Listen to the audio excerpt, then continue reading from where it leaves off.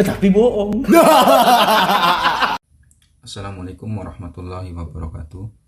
Yang terhormat Ibu Yunisti Pratiwi, MPar, Espar, selaku dosen pembimbing mata kuliah Etika Bisnis dan Profesi, serta rekan-rekan mahasiswa khususnya kelas 4 BDRA yang berbahagia.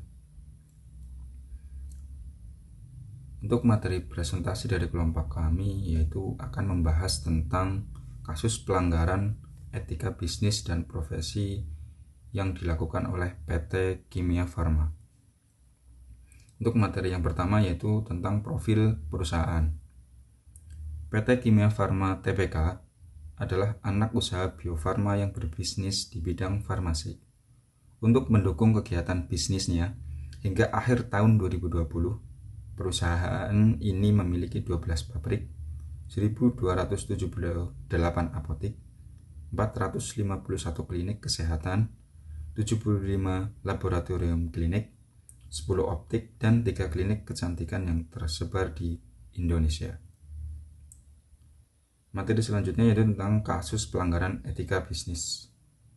Kasus pelanggaran yang dilakukan oleh Kimia Farma terjadi di Bandara Kuala Namu, Sumatera Utara. Beberapa pegawai PT Kimia Farma Diagnostika, yaitu anak perusahaan dari PT Kimia Farma, tertangkap menggunakan alat tes cepat antigen COVID-19 yang sudah bekas. Alat-alat yang seharusnya hanya digunakan sekali itu dibersihkan, dikemas ulang dan dipakai kembali untuk tes pada penumpang pesawat. Singkatnya, alat tes yang seharusnya steril dan sekali pakai tersebut didaur ulang dan digunakan kembali, yang jelas melanggar standar kesehatan dan etika bisnis. Praktek ini berlangsung dari Desember 2020 hingga April 2021 sebelum akhirnya terbongkar oleh pihak kepolisian. Kasus ini mengakibatkan pemecatan seluruh direksi Kimia Farma Diagnostika dan memicu perbaikan besar-besaran di dalam perusahaan untuk mencegah kejadian serupa di masa depan. Intinya, Kimia Farma melanggar aturan dan etika bisnis dengan menggunakan alat tes bekas yang sangat berbahaya bagi kesehatan masyarakat dan merusak kepercayaan publik terhadap layanan kesehatan yang mereka sediakan. Untuk selanjutnya, materi selanjutnya dipersilahkan. Memecat 5 karyawan yang ditetapkan sebagai tersangka penggunaan alat tes antigen bekas di Bandara Kuala Namu, Sumatera Utara. Hingga saat ini polisi masih menelusuri kemungkinan adanya tersangka baru dalam kasus penggunaan alat tes. Keuntungan Kimia Farma. Keuntungan yang didapatkan Kimia Farma dari pelanggaran etika bisnis di tahun 2021. Keuntungan finansial singkat. Mungkin ada keuntungan finansial sementara dari pelanggaran, seperti peningkatan penjualan atau keuntungan yang lebih besar, meskipun bersifat sementara. Kerugian Kimia Farma. Kerugian akibat pelanggaran tersebut. 1. Kerugian finansial jangka panjang.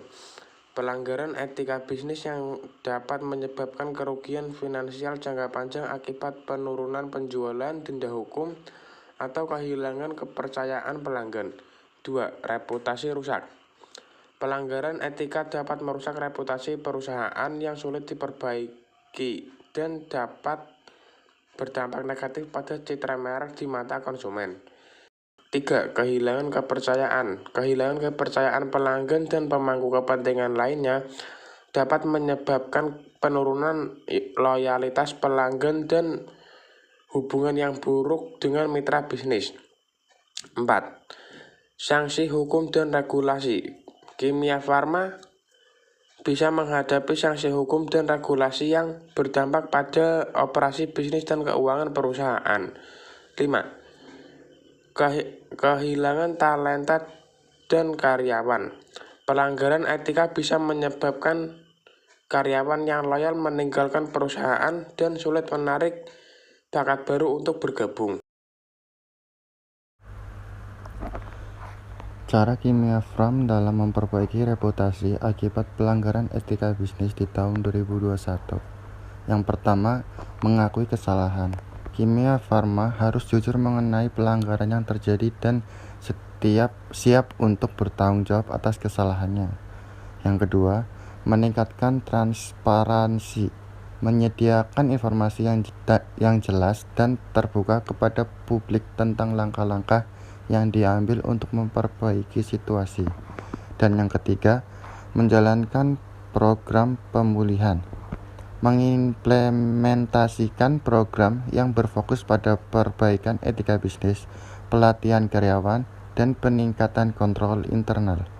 Yang keempat, berkomunikasi dengan pemangku kepentingan, berinteraksi secara aktif dengan pelanggan, mitra bisnis, dan pihak terkait lainnya untuk memperbaiki hubungan dan mendapatkan kembali kepercayaan mereka. Dan yang kelima, menciptakan budaya perusahaan yang etis, memastikan bahwa etika bisnis menjadi prioritas di seluruh organisasi dan menekankan kepentingan integrasi, kejujuran, dan tanggung jawab sosial perusahaan.